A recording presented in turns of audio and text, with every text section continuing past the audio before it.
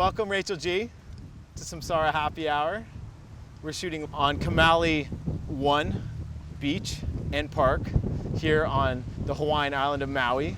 So we're so happy to be here, and a big thanks for joining us. Thank you. And here you are with your dog, Conquistadora? This is Conquistadora, yes. Conquistadora, sorry, I butchered the name already. It's okay. Conquistadora. My little helper. Your little helper. Thank you for having me. Oh, you're very welcome, and we appreciate you being on the show, and it's such a pleasure because you're not only a yoga teacher but also a tattoo artist. So we're gonna dive into both worlds, as well as just the sake of that you're living on the island. We'll talk about that too, island living as well. And so this is a show where we basically capture spiritual guests discussing spiritual quests over featured beers. Today we're gonna be drinking a featured kombucha, which is a fermented drink, so we're not so far off from a beer, and it can actually have an alcohol content up to 0.5% alcohol. So we're very much in that realm. So we're going to be drinking. Well, here we go. Let's crack one. We're going to be drinking Valley Isle Kombucha, which is brewed in Lahaina here on Maui Island. So which one do you like? We have green and we have goji berry. Goji berry. Goji berry, you're feeling? Okay, I'm gonna have the green. After 10 days of being on the beach here with my crew and several beers, I think this green superfood blend might be a welcome detox. Balance. A little balancing act. So cheers. Cheers. Thanks again for joining us. Thank you.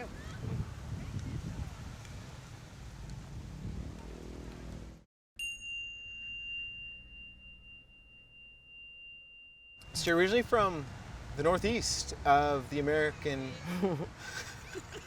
lands. American states, American lands, United States of America. Sure. Good old New York. Yep. So, born in Brooklyn. Brooklyn. Did my whole little tri-state area. Grew up in Jersey. Went to college in Philly, and then pretty much popped right over to Hawaii after that. So, Nice. At what age did you come out to Hawaii? what was it? 21 now. Yeah. 21. So I'd like to just kind of ask you about that. Like, you know, we're from Western Canada. Most have been in the same area on the prairie land of Alberta. And so I'm just wondering if you went through some transformative experiences that brought you out here, or if it was, you know, for me around that age of 21, I think I was about 22, 23, I went to the west coast of Canada, which is Salt Spring Island, and took part in a Tibetan Buddhist retreat center. Oh, cool. 6-month work experience retreat. So did you have something that brought you out here? I actually answered an ad to teach art at this retreat center called Kalani Hanua on the Big Island. And at the time I was a total art school student, bartending, party city girl freak, had no idea about yoga. As far as I know, everybody did yoga, listened to Yanni.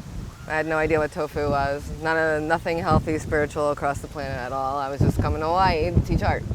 And I ended up at this retreat center in the middle of the jungle on Big Island in Puna. And I got my mind blown away pretty much at the endless possibilities of other ways of living. Yeah. Across the board. So. Well, yeah, from northeast to southwest in the United States. Oh, yeah. And yeah. so was that originally a cultural shock coming from the northeast of all the people around coming out here, the slower way of living? Definitely. It was a slower way of living. I definitely, you know, from being the city party girl, definitely needed a health adjustment and just didn't realize it till I got here. Right. And 21's not a bad age to realize it, though. No, I know. I started early. I've been realizing it just over the last while. Well, some degree. Yeah. But yeah, no, it was definitely a shocker, and I only thought I'd be here for a month, like everybody else says here in Hawaii land, Right. And just ended up, so I had the artist in residency program to teach art there and live on the property, and I ended up, long story short, becoming the general manager there, and ended up running the place for 3 years. Wow. Yeah, and it's a really awesome place that has all different walks of life that come through, from massage schools to yoga schools, individual spiritual retreats that go on, to group retreats that go on. And like I said, I knew nothing about any of this realm of the world, so I was just kind of like, what kind of drugs are you people on? You have to move this slow. I know, totally. It's like, really? What are you talking about? Yeah. But it really grew on me, and you know, I ended up just pushing up my ticket.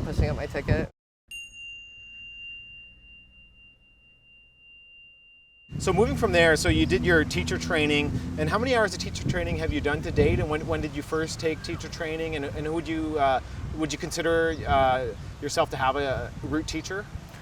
Yes, I'd say right now I have a couple. I started with Kathy Elders at Kalani, and I actually started the yoga teacher training program with her.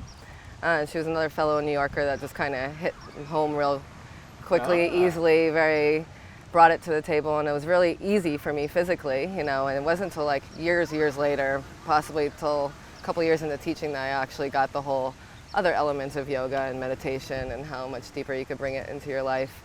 And a little backstory is I did end up getting cancer right before I left New York. So that was kind of a big catalyst change around that time, and realizing that you kind of have to be your own health insurance in this land of America as well, and take it into your own hands. And I probably battled with that from 21 until 31, honestly, back and forth of, playing the balance of both worlds and trying to figure it all out. And then... And that goes back to the suffering a bit. Maybe that was part of your incentive? Yeah. Dig deeper into the holistic world? Did you do a conventional treatment, can I ask? Or I ended up getting a part surgery, and they didn't do any radiation or anything like that. And I pretty much told them, bye-bye, I'm not listening to you, I'm moving to Hawaii. So I kind of just took it into my own hands just to see what would happen, and still didn't realize all of that till just recently, until I'd say the past 6-7 years I really dove deeper into my meditation and got into that whole suffering mind world and everything. And that also happened with my recent training, which is in the past 3 years I did, and I've taken workshops across the world and stuff with different teachers, but I really dive deep with Nikki and Eddie at Maya Yoga up in Walo over here. And their background is very similar to my original teacher, who studied with BKS Iyengar and Patabi Joyce in Ashtanga style. And they kind of mix a flow with the alignment. And in the sense that all three of those main teachers I've had throughout the years, their philosophy is basically, everybody that walks in the door, if you have a classroom of 20 people, is not all the same body. So you have to be able to kind of address each situation on the mat and turn it into a practice for everyone, and kind of make it a group effort without everybody knowing it. Yes. Well, to a certain extent. I mean, on that note, if I can just jump in, I took the Chill and Flow yoga class with you this morning. Really enjoyed it. Loved it. Yay. And there's 6 of us in the room with you. Yeah. And that was a beautiful thing. So how do you feel about that in class? It seems to me like Body Alive yoga, where you teach and you own the studio, that you can really do some hands-on work. Yeah, we've had, believe it or not, 31 people in that small space before. Wow. Yeah, because I do a lot of events with musicians, live electronic DJs. The workshops. I do workshops, so we'll kind of pack them in there, and that's more of like a sound meditation experience, definitely with all the communal vibe. Yeah, with definitely all the same underlying tones of alignment and flow for me. Yep. But I have to say I've been teaching now almost 12 years, about as long as I've been tattooing, and I now really appreciate smaller classes, and really appreciate, I've started doing a couple privates this past couple years, and it's just awesome to work one-on-one with people and see the progression and know someone's body. It's very challenging when you get a huge group, but that's also like, that's your students teaching you too. When you walk into a class, when you thought like, one day I thought, this is a small class, it'll just be 5 people, it'll be easy, I walk in, there's like 20. I'm like, oh God, where'd you all come from?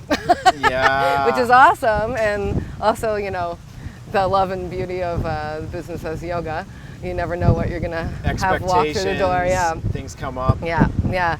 So I've been really happy to notice in myself that I get taught every time I walk through the door by everybody that walks through the door, because there's always going to be someone different. Even that person that is going to walk in with something different.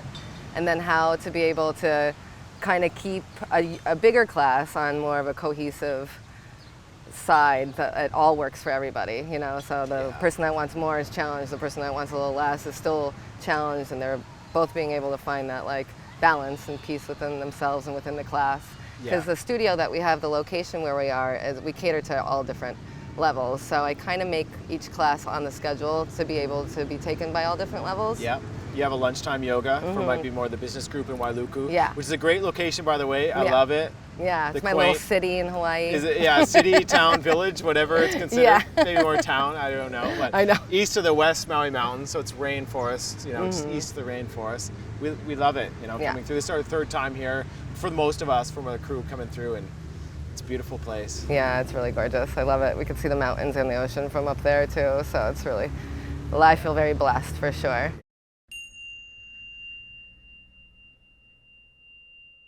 On that note, you have the tattoo studio right across the hallway.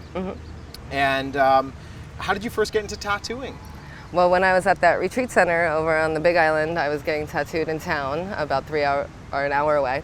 And I just was about done with that job as the general manager after a couple years and ready to leave the island because I was only supposed to be here for a month.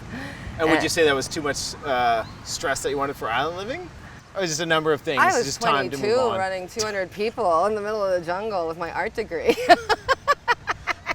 think It that was says it great. all without us It was- dissecting it further. yeah, I think that sounds yeah. about good. Yeah, it was super awesome, great experience. It totally, Yeah. if you would have told me I'm doing what I'm doing now, then I would have been no way, but that's what made me come here, so. It speaks well Yeah. to getting an arts degree, though. Yeah, You know? no, it really Or art opened a degree. lot of doors, for Yeah. me. And I still go back there. I still teach and do workshops over there.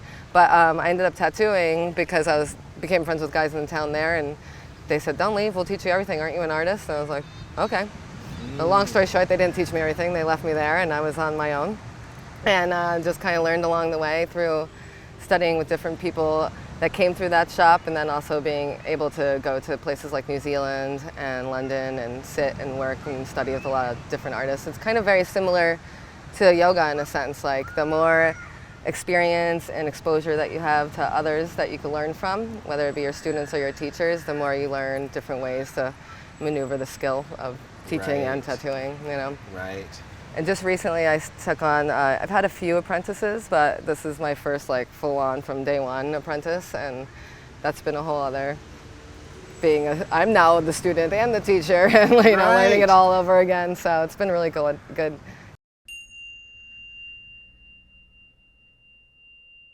Yeah. So through this whole journey then, through both yoga and tattooing, would you say that you have a particular like spirituality that you identify with, or is it just your own internal personal journey? My ridiculous journey, yes. But that's great. I mean, and the way you're laughing about it, I mean, I caught that in class this morning. You and have both to, also, yeah. you know, with what we could find online about you, you know, like you have this lighthearted approach. And with that, I'll mention this morning's class, I love that you said, you know, a number of times this importance of smiling. Yeah.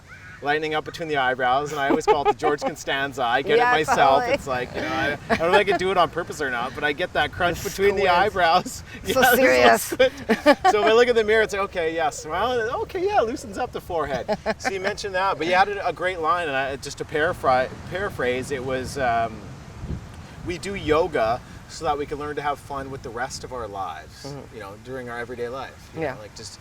So, and in that way, it's a practice, you know, yoga practice, sitting practice, if it's meditation. Yeah, it's real. I mean, I really couldn't do one without the other. Everybody's always like, "You're nuts." I own 3 businesses now. I have a tattoo shop in Alaska as well, and I do teach up in Alaska as well in the summer. And Teach tattooing or yoga? I tattoo in Alaska, and then I teach yoga also in Alaska in the Wow. summer. So, and everybody's like, "What are you doing? How can you do both in one place and 2 places?" I'm like, you know, I couldn't do one without the other, honestly. Like, and I said it today too, I think the soft and the strong has been a real theme for me recently in the past couple years when I've opened up both of the studios, realizing kind of what I wanted to have offered to the world is like, yeah, there's a strong side and a really like, you know, people could say tattoos are a real harsh side of the world and yoga's a real soft side of the world, but who's to say they can't influence and balance each other out?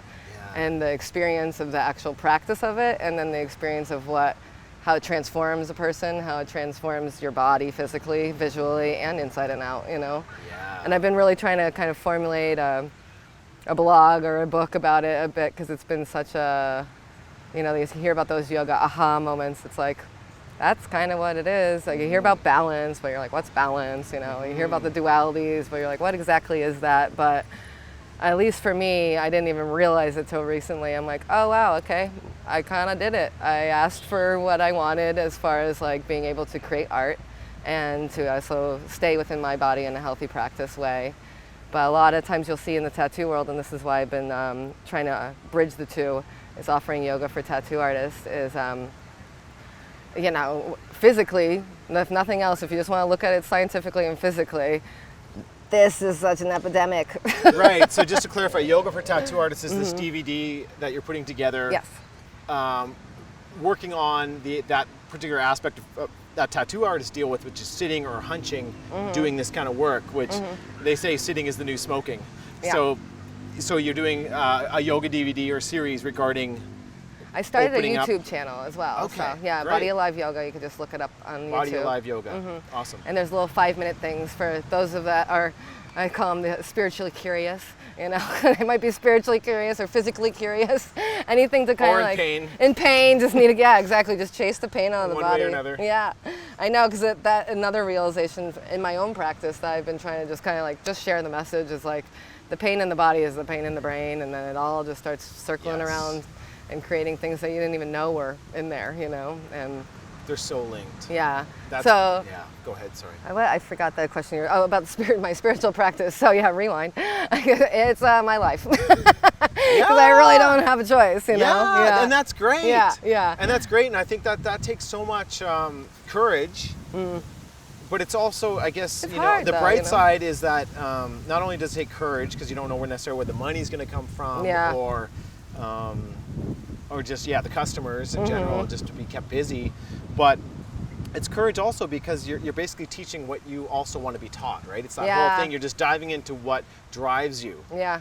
And I love that. Yeah. I love that. I mean, largely the Samsara Happy Hour is mostly so far a hobby for us, but it's what we love and it's our passion. So talking about this stuff is Sharing what the we're info. doing. Yeah. No, So how's it's it been great. going for you so far? How It's long? been I mean, it's awesome. been over 10 years now in one form or another, right? Yeah, I've been tattooing for almost 11, and I started the whole yoga, like practicing. First teacher training was 12 years ago. So, and again, I had no idea I was gonna open up into this at all. And I took over the yoga studio about 4 years ago, and the tattoo shop about 3 years ago. Okay, here in Maui. Maui. And then Alaska started this past summer. So, Okay. just to kind of change locations and see something different. How was the Big Island for you comparatively? Like, I've only been here to Maui now 3 times. I haven't been to any of the other islands, so I'm just curious. Any comparisons there to be drawn? Well, Or there's not? always a wet side and there's just dry sides to the island, so there's that. And where I started off in Kalani, it was more the jungle side, and at the moment now I live in Haiku on Maui, which is also the jungle wet side of this island. And I said I would never do it again So after you're finding being on the in Kala- juicy side of living here. Yeah, Yeah. it's gorgeous, but it definitely, you know, it's nature. And if you're a city kid, you're like living with centipedes and cockroaches and having to be all ahimsa about it. We've had some cockroaches where we're staying right now, Yeah. and it's like it's great. It's like okay, I'm like, There's I no liberate you, go away. yeah. There's no perfect paradise, is what we're kind of saying Yeah. to ourselves. Yeah, exactly. Like, Everybody's really, like, oh my God, it's gorgeous. And it's like, you know, We've had a there's cockroach this challenges big we've never everywhere. seen before, and it's like Yeah. wow. You know, I generally try not to kill Yeah, sentient exactly. beings, but insects, you know, they're a little bit on the chopping block, Yeah. right? It's like how sentient are they, and when they're possibly infringing on our vacation, Yeah. and so I think I've probably my cockroach kill is probably up to about 30 right now. From big to You're small, liberating them. big to small, but I mean, I haven't killed one that big yet. We didn't quite get that guy in time. They're pretty quick and they're nimble. The time I you find know. something to kill it with, they're often gone. Anyway, that's not to say that don't come to Maui. That's just to say it's gorgeous. that's pretty much the only possible nuisance you're going to have. Right. And to be fair, our condo is regularly sprayed every 2 or 3 months with this quite safe, you know, pesticide called permethrin. And I know a little bit about pesticides, and they're not as bad as people think at times. So I'm just throwing that out there. That's a pretty minor nuisance to come out to Maui. It's been just so blissful for us, and we just love the island. We love being able to get around and sample, you know, several of the 88 beaches that are here. We go, you know, we've gone up to the volcano, we've gone to Lahaina for what it has to offer, and further west, we've gone to Paia, we've gone to Hana, of course, and we just, you know, there's so much here, but it's all accessible too. It's not dealing with any kind of big cities. That's true, yeah. I mean, the most traffic you'll have is between, you know, here and being in Kihei, and to Lahaina. You know, and that's Yeah. probably the most busy road you'll have to experience. But yeah, we love it here. And Big Island's very much similar, but way more spread out. So it's actually less people that you'll see, and even more secluded and desolate, and Right. yeah, it kind of freaks people out with the volcano and everything too. But it's gorgeous. All the islands are really amazing. But you know what you're saying? It's like, it's not for everybody too. You know what they say? Paradise is in the eyes of the beholder. Is that the saying, or no? Beauty is in the eyes of the beholder, but paradise sounds that sounds really cool too. I make up my own all the time. No, it sounds perfect. That's pretty much it. You're right, It though. is true, yeah, you know? Totally. And I noticed that, I think we were talking about me, I did a little bit of training in India as well. Yeah. And that was a big eye-opener as in well. New Zealand and Bali, I think. I taught after. I was in India, I studied a little bit with my first teacher out there and kind of really got that experience of third world and the experience of paradise is in the eyes of the beholder, because everybody's like, oh, Hawaii is so beautiful, la la la. And you know, being a city girl, I've definitely gone through my moments in the past 15 years like, what in the hell am I doing out here, you know? And kind of just check yourself of like, wherever you are, your shit's gonna follow you, you know? Yeah. So it's up to you to kind of like take that time out and figure it out so you could actually find your paradise right in front of you, you know, wherever it is. Because it's amazing in India how like horribly disgusting it is, and then so beautiful. And those people have the most gorgeous smiles and their true happiness, you know. I got introduced to Vipassana meditation when I was there just by talking to people and heard about it for years. And Yes, and Cuenca style? Goenka style. Yeah. And I heard about it for years, and I was like, at the time when I went, I was able to do that big trip about 9 years ago because my house burned down on the Big Island. And that's also a lesson in yoga practice. Materialistic shedding, you know? Oh, wow. Yeah. So I was like, okay, I'll just dive right in. The only thing that was left was a corner of my yoga book and a corner of my passport. Oh, wow. Yeah. Was it from lava flows? Was it from letting a candle burn? Yeah, smoking? I wish. Unfortunately, it was the hotel across the bay lighting off a private fireworks show in the direction of my house. Wow. Yeah, so that's the... So this is all to say that you got some insurance money Yeah. and then had to deal with the painful loss of your place. Right, But that also you decided to take off? Well, you need to be careful what you ask for, too, you know? I was Yeah. always like, if I didn't have this awesome paradise life, I'd be off around the world traveling, And what a lesson that was, and how that has also brought me to where I am now, too, you know? It's like, if I didn't get all the rug ripped out from underneath me, I wouldn't have just kept on moving forward in my path, and the path I didn't even know I had, you know? Well, again, it speaks to suffering. And, Yeah. and Chogyam Trungpa Rinpoche, I quite like, from the Shambhala tradition, Yeah. talks about groundlessness. Yeah. I love that groundlessness. And he has a great quote, which is basically, it's the sick ones are the fortunate ones. Yeah. Which sounds quite crazy at first, but what it's getting at is that, you know, those that are sick in one form, Appreciate it. in one form or another are the ones that are going to go inward, and possibly find some sense in whatever level of awareness or enlightenment, whatever word you want to use, Yeah. right?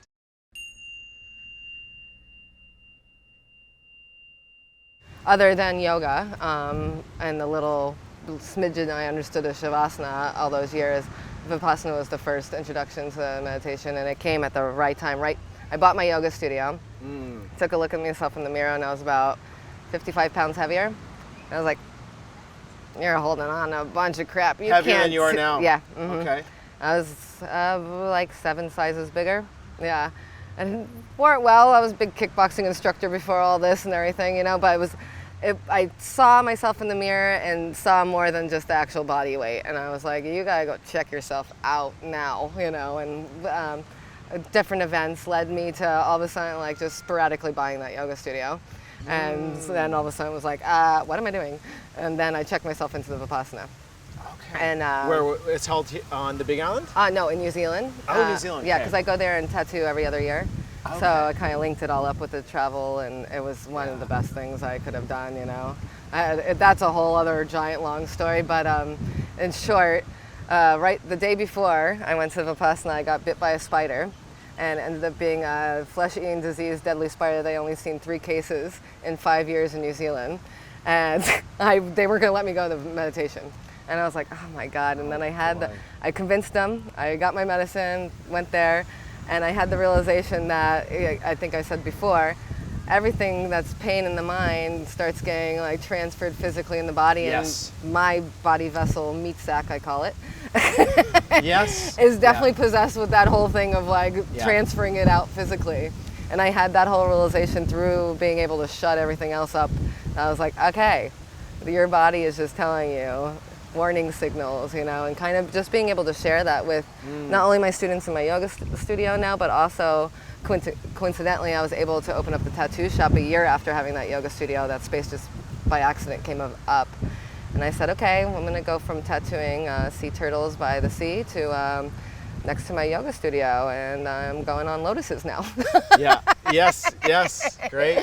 Yeah, which is, Yeah. I mean, I do it all now across the board, having the studio a couple of years, but the meditation and the practice I'm able to share, from being on the mat to like also calming people down on the massage table while they're getting tattooed, it's like kind of same thing. Yeah. You know? Yeah. A lot of one-on-one. Yeah. And feeling where people are at. Yeah. Yeah, I like it.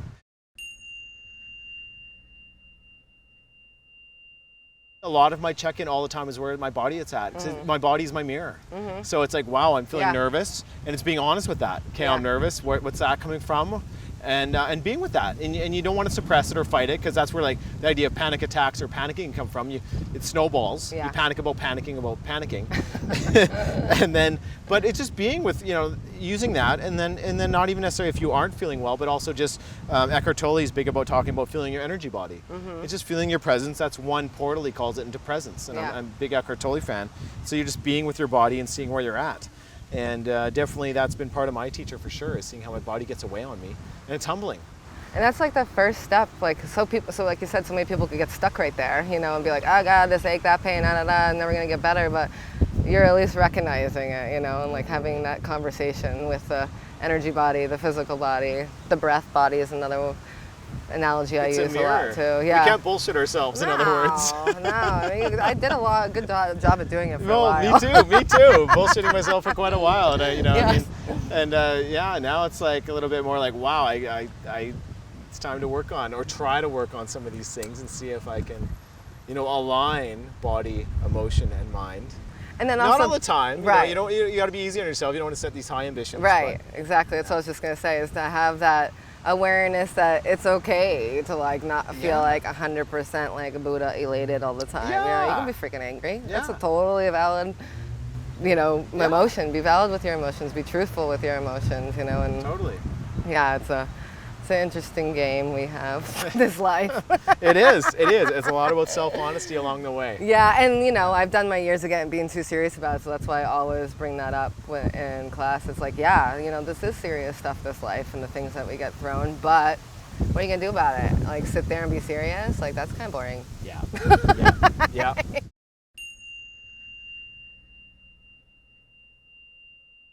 I'm all out. You're all out, and I'm all out too. So it's time to have another Valley Isle kombucha, and let's talk a little bit about that. Okay. So what else do we have in the cooler here? We have Tahitian lime. I just finished the green exclusive superfood blend. And goji berry with turmeric. Goji berry with turmeric. It's a hard one for me to pronounce. Superfood. Superfood for sure. And apparently they have 14 flavors. 14 So we have Oh, wow. 5 of which. So here's a Tahitian lime and a Moringa oleifera. Okay. And local lilikoi, I think I'll What try speaks to the you? Tahitian lime. Tahitian lime. Okay, let's try Sounds like this. good lemonade. And I'm gonna try the local lilikoi. Okay. And so this is a kombucha brewed in Lahaina here on Maui. And my knowledge of kombucha, I was brewing my own at home, is that it's just a great source of probiotics. So it's great for gastrointestinal issues, great for producing gut flora, and particularly good to drink on an empty stomach. So it's got that detoxing flavor to it. I stopped brewing it at home because unfortunately I tried to like keep some going for too long, and I ran into this kind of bug monster. issue. Yeah. A lot of these little critters running around in my SCOBY and my jar, and try to redo it, but then I had even more, so then I threw out my SCOBY. So I got to relocate another SCOBY. That's not to turn people away from making them. It's just that when it's ready, and don't try to keep it brewing too much longer. It can attract fruit flies, but as long as you cover it on the top with some nylon, you're okay. This Valley Isle company seems really cool in that a portion of the proceeds from every product is going into the Clean Oceans Project. Cool. So they're found at www.thecleanoceansproject.org, and basically their whole vision is to have oceans free of plastic pollution. So they're not only locating the plastics out there in the oceans, but they're removing it and then recycling it. Awesome. And they're based out of Santa Cruz, California. So cool. Pretty cool things going on. It's in glass bottles, so they're not necessarily producing more potential plastic in the ocean, but yeah, great drink. I really enjoyed the green superfood I want to have, and here I'm going to have a sip of this local Lilikoi. Yeah, I started saving all my kombucha bottles because I'm going to build a glass wall in my shower there. Oh, wow. A little designer glass wall, yeah. Figured Awesome. You got to recycle stuff, you know. Yeah. Might as well try and be something creative with it. Totally.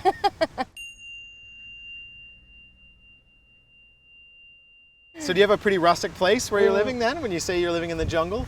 At the moment, yes. It's off the grid. It's a little jungle hut and on a big acreage with a bunch of different friends that live there. You know, it's just low rent. Since I'm going to be doing the half on the island, half off the island. It's just something I always wanted to do. The best way to do it is just keep it really low. Awesome. Yeah, definitely. Awesome.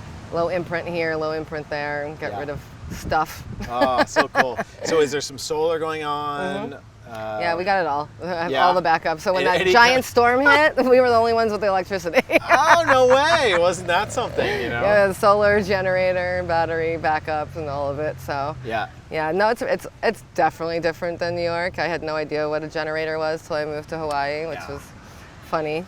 And then I'm changing the oil in generators. But yeah, it's great. I wish I had more time for actually gardening, because you could really do so much out here, you know.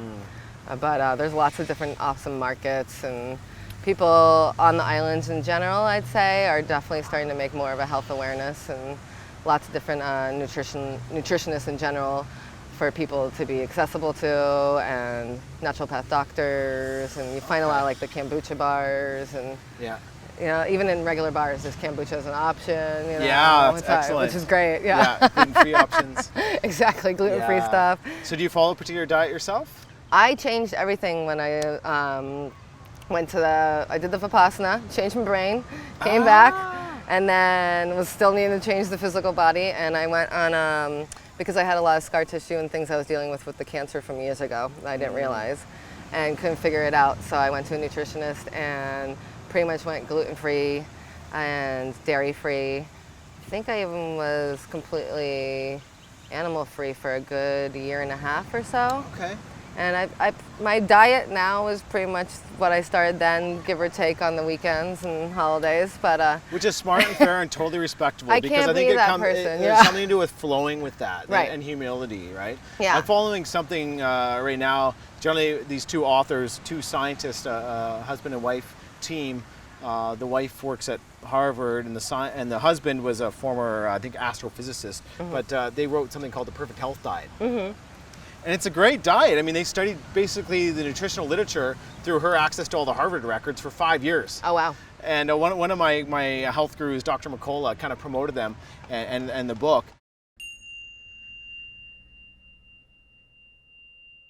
I'm a big Eckhart Tolle fan, I mentioned earlier, and you came across Eckhart Tolle as well, as far as I understand, in a very synchronistic way. Yeah, all around that same time I got the yoga, right before I got the yoga studio, and right before I decided to sign up for a Vipassana, and I had quit working at the conventional like 10-person tattoo shop over in Lahaina, where I was making bank and having the greatest tattoo life you could possibly imagine, you know, and tattooing turtles and flowers and turtles and flowers, and traveling and tattooing turtles and flowers, and it just wasn't right, you know, it didn't feel good at all.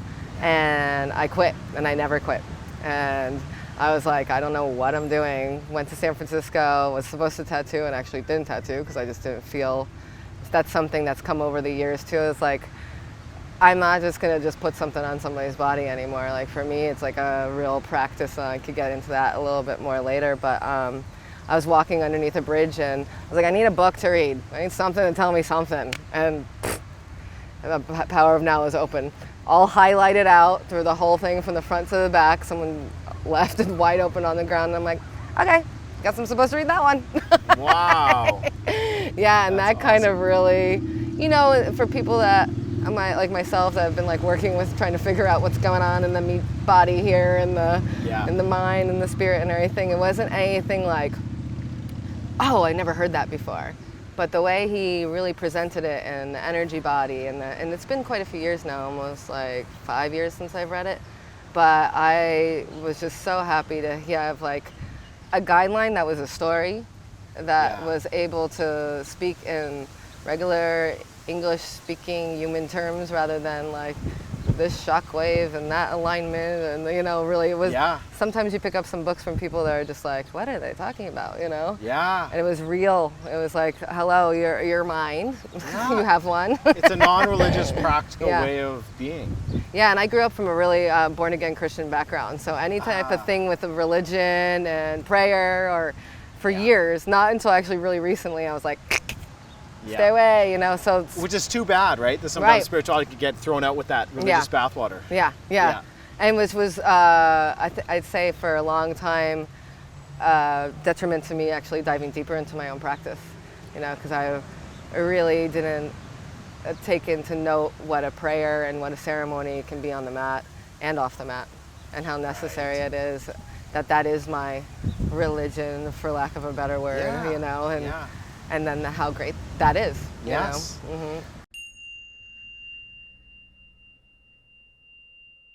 I feel like this day and age, there's a lot more that's been introduced. This day and age, I sound like I'm so old, but I'm getting the same. I'm doing the same thing. Just now, and I don't know if it's the people I surround myself with, or it just seems like the society on a whole is realizing we've been missing something. Because we could see it what's portrayed from other villages and other tribes from different countries, and you could see it in the people, and you could see it within their art. You could see it within their own practice, like I was saying. It's really juicy, and it's really healing, and it's really part of their lives. It's not this set aside thing that you view at, and I feel like America. It's not the George Constanza's walking around. Yeah, they're like always trying to study and view instead of being in part, and being a part of it. And I was very heavily into the festival scene, music and art festival scene for years too. Traveled with Burning Man and was a fire dancer back when nobody did that. Very cool. Wow. Yeah, and that whole scene of the festival scene and coming together as one with music, performance, yoga, spiritual practices. There's all different workshops that are offered in many of these different festivals is the best word I could think of. I've done tons in California. I know Canada has a couple of good ones as well. I've been dying to get up to, and Australia and all through Europe I did. And it's awesome to see that. And I know I've heard a lot of like the older generations kind of referred to them as the modern day hippies or the that whole scene from like the 60s just being repeated. But I feel like it's repeated with more consciousness, because a lot of those festivals also hold workshops on sustainable living. How to come together as a group, as a community to support arts that are interactive, that are transformative and visionary. Definitely yoga is like all over it with that, And it's nice to see many different types of yoga that are branching out in the world and kind of accessing a lot of different walks of lives too. So it seems like it's better timing for people to open their eyes now. There's things happening and nobody's being on shush about it either. It's and it comes in the tattoo world as well. You see it in the artwork. Back in the 80s, you look at tattoo books and it was all like tribal, harsh, like I'm gonna stamp myself and mark myself to be part of this, rather than now I feel like it's like, this is what I am, and this is what I'm gonna put on my body, and this is the journey I went through, on many different levels. Ritual, little ceremonial aspect to that. Yeah. I really like what you're saying. I really feel like that we might be on the verge. That hippie world is the hippie word is very loaded. Right, yeah, But I yeah. really like what you're saying, because I kind of feel like we are on the verge of possibly a second wave of this, but something that you said is kind of deeper, that is encompassing, along those lines of globalization. It's that knowledge of the world on all these different levels, spiritually, environmentally, physically, emotionally, mentally, etc. And I think that's maybe that's a great note to end off on. I do want to touch base a little bit on some links that we want to throw out there. I believe you're active on Facebook, Twitter, Instagram. Instagram. Yes. Your website is bodyaliveyoga.com. Yes. And exoticeyetattoo.com. Yes. So whatever you're feeling drawn to release, you want to release it one way or another, Yeah. and hopefully in healthy ways. Yeah. Otherwise, Yeah. it can come out in unhealthy ways. Yeah. Exactly. Yeah, definitely. Yeah, and then just sharing your experience is huge. Like what you guys are doing right now is awesome. It's like talking and being courageous and powerful enough to be able to share what you believe in and not think anything of it, and hopefully not feel anything that other people are going to think anything of it other than like, that's awesome, Right. Well, thank you. Yeah. We realize it's totally like a drop in the ocean out there. Yeah, but we're doing what drives us, right? You got to Yeah. do what gives you the goosebumps. Exactly. And hopefully maybe some people could have possibly given goosebumps are goosebumps too. important. Yes. Well, thanks so much for joining us. Yeah, thank you so We'll do much. 3 cheers, Rachel. Cheers. Cheers, Cheers. Jason. Thanks again. Cheers. Aloha. Aloha. Mahalo.